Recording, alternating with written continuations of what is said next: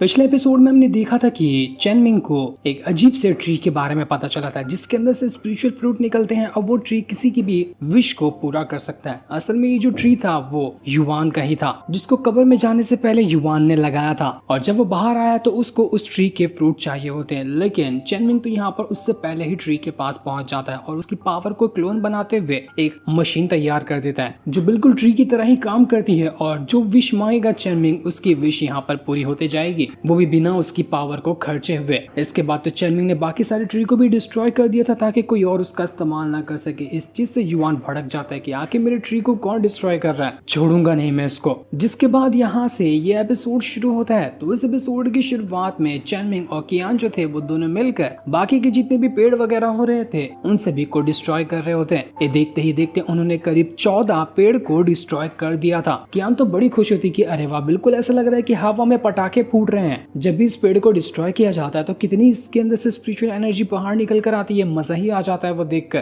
तो चेनमिंग कहता है कि अभी मजा पूरा मत भर लेना, अभी तो और भी पेड़ को डिस्ट्रॉय करना, चलो चलते हैं। जब चेनमिंग वहां से जाता है तो उसके बाद वहां पर युवान आकर पहुंच चुका था जिसको आने में थोड़ी सी देरी हो गई। वो यहाँ पर आते साथ उसको पता चलता है कि मेरा ये वाला ट्री भी डिस्ट्रॉय हो गया। आखिर कौन वो इंसान है जो मेरे ट्री को डिस्ट्रॉय करते जा रहा है, छोड़ूंगा नहीं उसको, बस वो एक बार मेरी नजरों के सामने आ जाए काट के रख दूंगा उसको। देखते ही देखते आसपास के इलाके में भी जितने पेड़ वगैरह थे वो सभी भी बर्बाद होते जा रहे थे क्योंकि चेनमिंग ने अपने सभी साथियों को लगा दिया था पेड़ को डिस्ट्रॉय करने के लिए। चेनमिंग के साथ साथ उसके साथी भी इसी काम पर लगे हुए थे। जहां जहां वो युवान जाता उससे पहले ही वहां का पेड़ डिस्ट्रॉय हो गया होता और डिस्ट्रॉय भी मामूली तरीके से नहीं बल्कि ऐसा डिस्ट्रॉय हुआ होता कि उस अंदर की सारी स्पिरिचुअल पावर भी गायब होती। कोई चांस ही नहीं था उसके अंदर से स्पिरिचुअल पावर निकालने का। वो एकदम ही पागल हो जाता है कि नहीं, जिसने भी ये किया है ना बहुत बुरी तरीके से वो पछताएगा, ऐसा पछताएगा कि मैं उसको जिंदा रहने पर भी अफसोस करवा दूंगा, बस एक बार वो इंसान मेरे हाथ लग जाए तो। इसके बाद वो अपने आगे के पेड़ को भी ढूंढने के लिए निकल चुका था। तो वहीं हम एक पेड़ को देखते हैं जिसको एक बंदा आकर यहाँ पर डिस्ट्रॉय कर देता है। ये वही बंदा था जो कि स्वॉर्डमैन के साथ रहा करता था और इसका नाम होता है वू ई। वो भी यहाँ पर इसी तरह के पेड़ को डिस्ट्रॉय करने के काम में लगा हुआ था क्योंकि उस पेड़ ने भी उसको एक बार पोजेस करने की कोशिश की थी उसकी विश पूरी करने के चक्कर में, तो इसलिए उसने इस पेड़ को ही डिस्ट्रॉय कर दिया। वो कह रहा था कि ये पेड़ यहाँ पर मुझसे शान पड़ी दिखाने की कोशिश कर रहा था, इसको तो बर्बाद होना ही था। जरा देखो तो इसने आसपास के इलाके में जितने भी लोग रहते हैं सभी की विश पूरी कर करके उनकी सोल पावर को खा लिया है और अब वो इस पेड़ के गुलाम बन चुके हैं। ऐसे पेड़ को तो रहना यहाँ पर ठीक ही नहीं है। जितने भी लोगों को पेड़ ने पोजेस करके रखा था वो लोग यहाँ पर उस वुई के ऊपर ही हमला शुरू कर देते कि आखिर तेरी हिम्मत कैसे भी पेड़ को डिस्ट्रॉय करने की, छोड़ेंगे नहीं तुझे। लेकिन वुई तो यहाँ पर बड़े आराम से उनके अटैक से बचे जा रहा था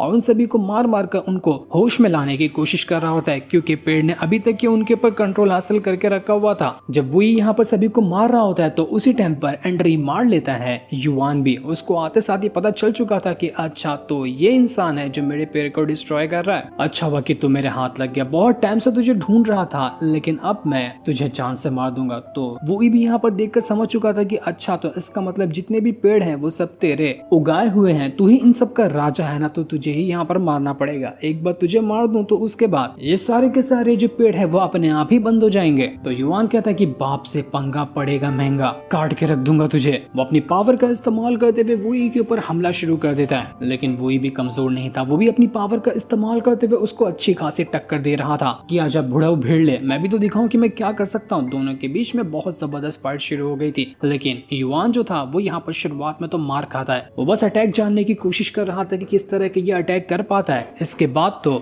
उसने खुद का ही एक क्लोन तैयार कर लिया था और अब यहाँ पर दो युवान हो गए होते हैं जो अब वुई से लड़ने को तैयार थे। लेकिन वुई भी समझ जाते कि ये क्लोन है तो वो दोनों के ऊपर हमला शुरू कर देता है। उसको पता था कि वो ओरिजिनल वाले को मार देगा तो क्लोन वाला तो अपने आप ही खत्म हो जाएगा। 2 के बाद 3 ऐसे ही करते करते कई सारे क्लोन यहाँ पर तैयार हो चुके थे जो सभी वुई को मारने की कोशिश करते हैं लेकिन उसको समझ नहीं आ रहा था कि वो किस तरह से और कैसे ओरिजिनल वाले को मारेगा। तो अपनी दोनों स्वॉर्ड को एक्टिवेट करता है जो दोनों स्वॉर्ड यहाँ पर 2 अलग अलग ड्रैगन में बदल चुकी थी और वो दोनों ड्रैगन यहाँ पर आकर जितने भी क्लोन होते हैं उन सभी को यहाँ पर जान से मारकर खत्म कर देता है। सारे के सारे क्लोन खत्म हो चुके थे। वही को लगता है कि गया, बूढ़ा तो गया, बहुत ज्यादा उछल रहा था लेकिन इसने तो बड़ी जल्दी हार मान ली, ज्यादा मुश्किल नहीं रहा इसको हराना। लेकिन तभी वहां पर वो युवान आ जाता है क्योंकि जितने भी क्लोन से फाइट कर रहा था ये वुई सब के सब क्लोन ही थे, असल वाला तो छुप कर बैठा हुआ था और उसने अचानक में आते साथ ही वुई के ऊपर हमला कर दिया। वो यहाँ पर उसके दिमाग के ऊपर कंट्रोल करने की कोशिश कर रहा होता है। अपनी पावर का इस्तेमाल करते हुए वो वुई को अपना पपेट बनाने की कोशिश कर रहा था।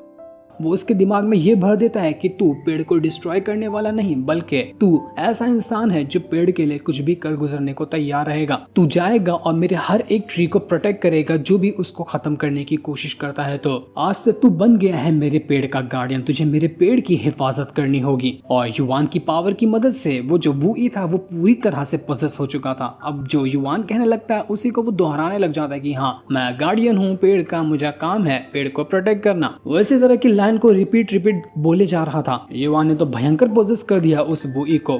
युवान को लग रहा होता है कि वुई था जो पेड़ को खत्म कर रहा था, अब तो यहाँ पर मेरे सारे पेड़ बच जाएंगे। पर तभी उसको पता चलता है कि उसका एक और पेड़ अभी के अभी यहाँ पर डिस्ट्रॉय हुआ। ये जानकर वो हैरान हो जाता है कि अबे इसकी भैंस के टांग में तो अभी यहाँ पर इसको मारा, लेकिन अब दूसरा इंसान कौन आ गया जो मेरे पेड़ को डिस्ट्रॉय कर रहा है। उस युवान को क्या पता था कि असल में पेड़ को डिस्ट्रॉय करने वाला कोई और नहीं बल्कि चेनमिंग है। जिसने उसको मारा है वो तो एक मामूली सा इंसान था, मेन टारगेट तो उसका चेनमिंग ही है। तो वो फिर से ढूंढने के लिए निकल जाता है कि कौन है बचा हुआ जो मेरे पेड़ को डिस्ट्रॉय कर रहा है, उसको भी मैं नहीं छोड़ूंगा। तो वहीं वो जासूस और स्वॉर्डमैन जो थे वो यहाँ पर आगे बढ़ते हुए दूसरे पेड़ को ढूंढ रहे होते हैं ताकि उसको भी यहाँ पर डिस्ट्रॉय कर सकें। जासूस यहाँ पर आने के बाद अपनी पावर का इस्तेमाल करते हुए वो जो ग्रेनेड चेनमिंग ने इच्छा मांग के लाया था उसकी मदद से पेड़ को डिस्ट्रॉय करने वाला होता है। पर तभी यहाँ पर वो आ जाता है जिसने भयंकर हमला करके जासूस की हालत खराब कर दी थी। वो वहाँ पर तो सीधा बेहोशी हो जाता है। पर जैसे वो उसको मारने वाला था बीच में स्वॉर्डमैन आकर वुई को रोक लेता है। वो उससे कहता है कि वुई, तुम यहाँ पर क्या कर रहे हो? तुम होश में तो हो ना? ये क्या कर रहे हो? तुम्हें पता भी है ये लोग अच्छे इंसान है, ये हमारे दोस्त हैं, इनके ऊपर हमला मत करो।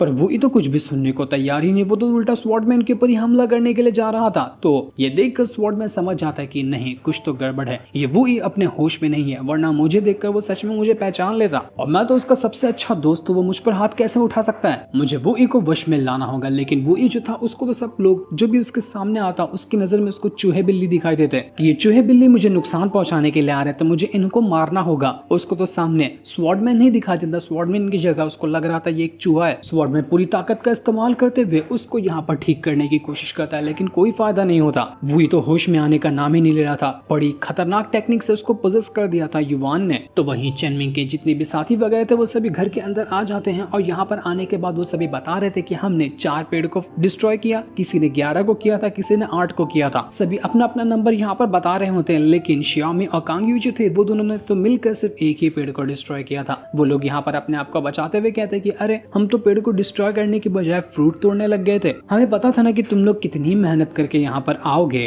तो तुम्हें तो भूख लग जाएगी, तो हम ढेर सारा खाना लेकर आए हुए हैं ताकि हम सब मिलकर बड़े आराम के साथ यहाँ पर वो खाना खा सकें। तो सारे लोग खाना देखकर खुश हो जाते कि चलो कुछ तो कुछ मिला खाने को। इसलिए वो सभी वहाँ पर उस खाने पर ही टूट पड़ते। सभी यहाँ पर काफी ज्यादा खुश थे कि मिलियन माउंटेन के जो पेड़ के अंदर फ्रूट आते हैं ना, वो फ्रूट भी काफी ज्यादा स्पिरिचुअल एनर्जी से भरे हुए, इनको खाकर तो मजा ही आ जाता है। ऐसे फ्रूट तो हम डेली खाना पसंद करेंगे। चेनमिंग भी वहाँ पर आकर पहुंच चुका था, जो सभी से कहता है कि बढ़िया, बहुत बढ़िया, अच्छा काम किया तुम लोगों ने, लगता है कि सारे पेड़ अब डिस्ट्रॉय हो चुके हैं। लेकिन जब वो देखता है तो उसको वहाँ पर जासूस और स्वॉर्डमैन दिखाई ही नहीं देते। वो पूछता है सभी से कि वो लोग कहाँ गए, तो बाकी लोग जवाब देते हैं कि पता नहीं कहाँ गए वो लोग, वो तो पेड़ को ही डिस्ट्रॉय करने गए थे, हो सकता है कि अभी किसी भी टाइम पे आते होंगे। पेड़ को तो डिस्ट्रॉय करने का काम पूरा हो चुका है। तो चेनमिंग कहता है कि नहीं, कुछ तो मुझे गड़बड़ लग रही है, मुझे जाकर देखना होगा, कहीं वो स्वॉर्डमैन और जासूस किसी मुसीबत में ना पड़ जाए। पर जैसे ही चेनमिंग वहां से जाकर देखने वाला था कि जासूस और स्वॉर्डमैन को क्या हुआ, कि इससे पहले ही वो दोनों वहां पर आकर पहुंच जाते हैं। जासूस को स्वॉर्डमैन ने अपने पीठ पर बिठा कर रखा था और वो सभी कुछ जासूस को देते हुए कहता है कि इसको चेक करो, इसके ऊपर हमला हुआ है। मेरे साथी वुई ने इसके ऊपर हमला किया जो अपने पोजीशन में है ही नहीं, उसके ऊपर किसी और का कंट्रोल है, हमें जाकर वुई को बचाना होगा वरना वो यहाँ पर आकर हम सबको भी मारने की कोशिश करेगा। लेकिन तभी वहां पर पहुंच जाता है वुई जो बड़े गुस्से के साथ आया हुआ था। वह यहाँ पर आने के बाद कहता है कि जिसने भी पेड़ को डिस्ट्रॉय करने की कोशिश की है वो मरेगा, किसी को नहीं छोड़ूंगा, एक एक को चुनकर मार डालूंगा मैं। तभी चेनमिंग का जो डिवाइन ट्रेजर था उसको यहाँ पर एक मिशन दे देता है कि उसको मिशन है यहाँ पर वुई को हराना और उसको पोजीशन से बाहर निकालना।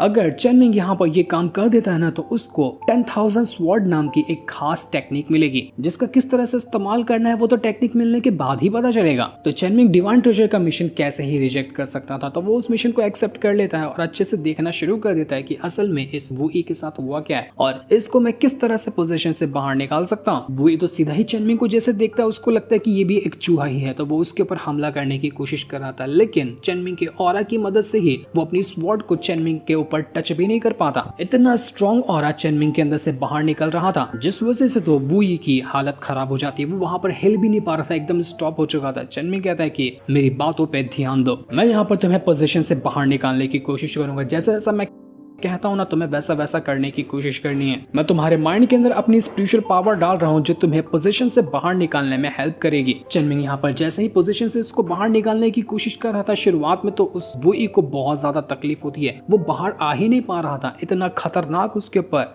युआन ने पोजीशन लगा दिया था। पर चेनमिंग भी तो चेनमिंग है, वो इतनी आसानी से कैसे ही हार मान लेगा। तो वो यहाँ पर अपनी और ज्यादा पावर का इस्तेमाल करना शुरू कर देता। वो कई सारे तालिस्मान को बना चुका था जिस तालिस्मान ने मिलकर यहाँ पर थंडर की बारिश कर दी होती है, और उसी थंडर के बीच में वो ई जाकर फंस चुका था। सारे के सारे लोग ये देखकर हैरान रह जाते हैं कि सेक्ट मास्टर चेनमिंग को क्या हुआ। ऐसा लग रहा है कि वो तो यहाँ पर इस वो ई को जान से मार देंगे, ये किस तरह से वो उसको पोजीशन से बाहर निकाल रहे हैं। सब ठीक तो है ना, हमें वो ई को मारना नहीं है। जासूस जो था उसको भी धीरे धीरे करते हुए होश आने लग जाता है क्योंकि किलियन ने उसका इलाज किया था। वो होश में आते हुए पूछता है कि चेनमिंग क्या कर रहा है, तो सभी उसको बताते हैं कि उसने तुम्हारी जान बचाई और इस वो ई को पोजीशन से बाहर निकालने की कोशिश कर रहा है। तो जासूस भी सुनकर खुश हो गया था कि अरे वाह, सेक्ट मास्टर मेरी कितना ख्याल रखते हैं, मेरी कितनी फिक्र करते हैं वो। तो वहीं चेनमिंग जो था वो अपनी एक से बढ़कर एक अटैक की मदद से मारे जा रहा था उस वुई को, ताकि जितना वो मार खाएगा उतना ही वो पोजीशन से बाहर आने में सफल रहेगा। इतना मारता है, इतना मारता है, इतना मारता है कि वुई की हालत खराब हो चुकी थी। जितने भी वेपन थे चेनमिंग के पास